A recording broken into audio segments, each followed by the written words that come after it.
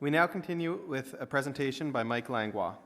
Beginning his career as a financial advisor in 1989, Mike Langlois quickly excelled in the financial industry, earning Prudential of America's Rookie of the Year.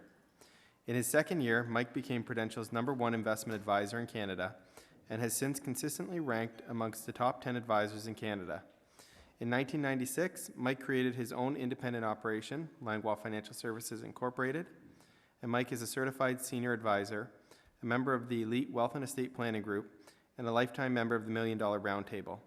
Membership in this organization represents the top 1% of life insurance and financial service professionals worldwide. Please welcome the President of Langlois Financial Services, Mike Langlois.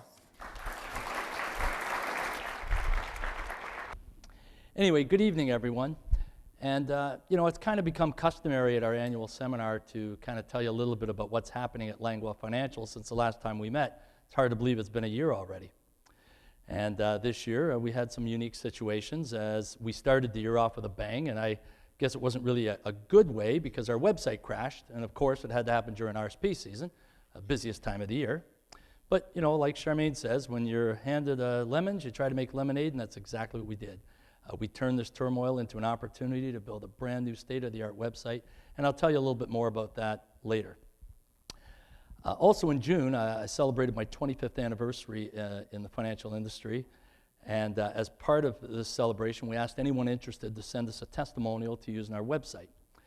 And then we chose 25 participants randomly to join us at Sightlines Restaurant at Rogers Center to watch the Jays lose to Tampa Bay, but it was a great game. The food was good, and we really had a great time. And I just wanted to say thank you to everybody who participated in that event. On a more personal note, we do have a new addition to the Langlois family. Logan Michael Langlois was born in May, and isn't he a good-looking young man? Just like his papa.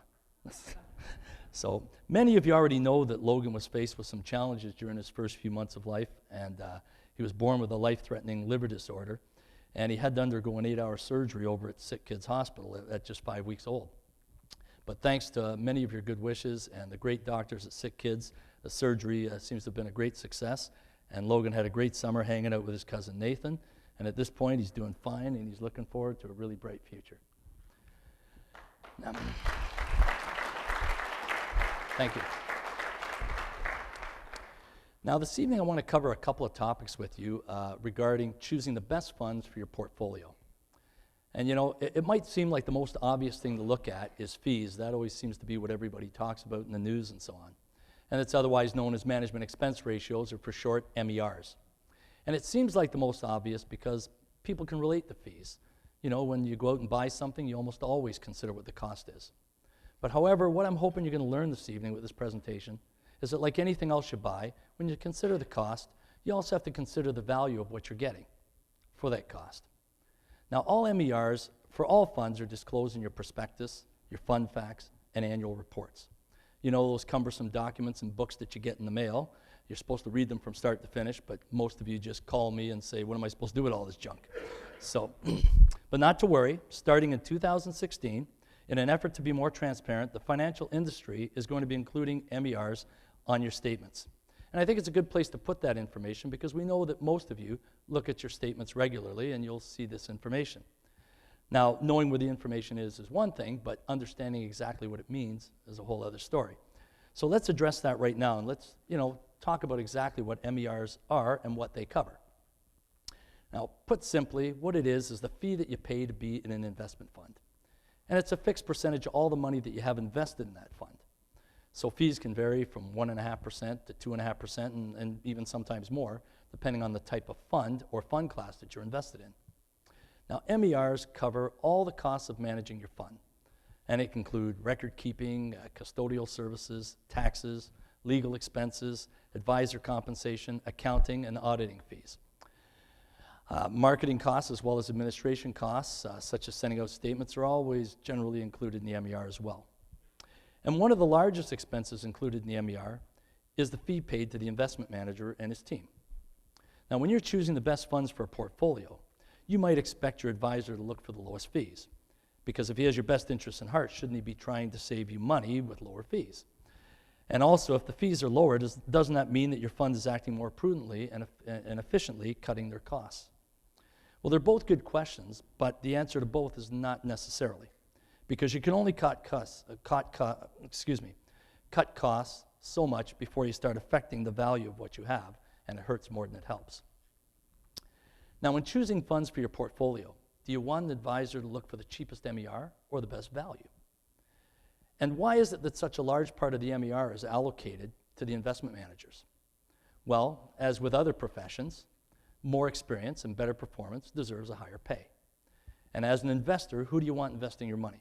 An investment manager who has the experience and track record to command a higher fee, or one that has to settle for a lower fee, perhaps maybe because he has a poor track record or he's inexperienced? Now, regardless of where you buy any particular fund, the advisor compensation portion of an MER is the same for all investors. So it doesn't matter where you go, you know you're going to have to pay a fee. That's just the way it is. So the goal isn't really how much is the fee, but what is the best value that I'm getting for that fee? If I have to pay, I want to make sure I'm getting the best service and that I'm getting the best advice.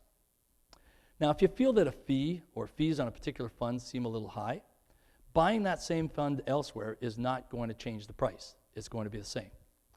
And if someone tries to offer you a lower fee or tells you they can do it for a lower cost, it's because they're substituting that fund for a lower cost fund. And it might not even be a comparable fund. It might even be maybe not even the same quality of fund. So your current advisor could probably do exactly the same thing, but maybe there's a good reason why he hasn't done so. So you're best to discuss your concerns with your advisor to decide if the lower cost fund is what you're really looking for. Now, a really good seasoned advisor is going to be able to explain the difference between the funds other than just fees, things such as risk versus return. And we'll talk a little bit about that later. But ultimately, the decision is going to be yours, but you really should have all the relevant facts before making a decision.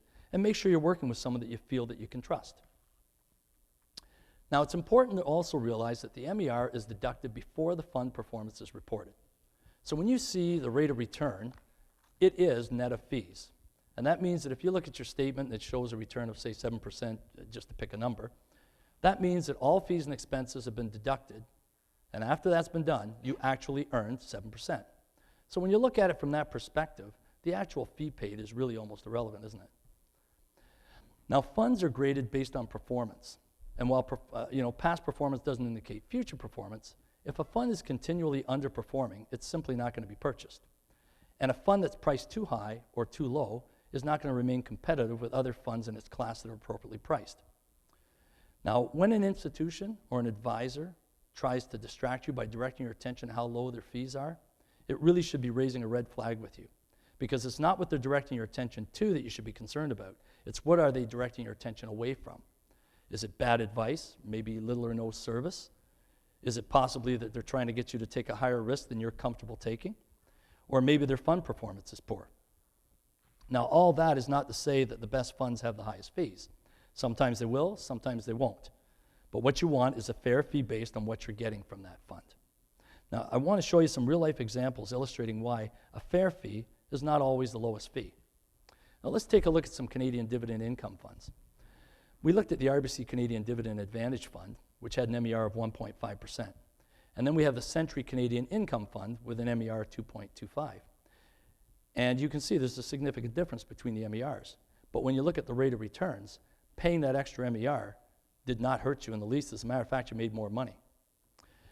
Canadian Neutral Balance Funds, again, if you look at the BMO monthly income versus Fidelity monthly income, again, a significant difference in the MERs, but Fidelity outperformed them significantly. And although you paid a higher management fee, you did not suffer at all. High yield fixed income, Manulife corporate bond versus National Bank high yield bond. Same story again. Higher management fee, but the results were there. You still made more money. So, that gives you an example of what I'm trying to show you here, that the fees don't really dictate what the rate of return is going to be. Knowing what you're paying is important, don't get me wrong.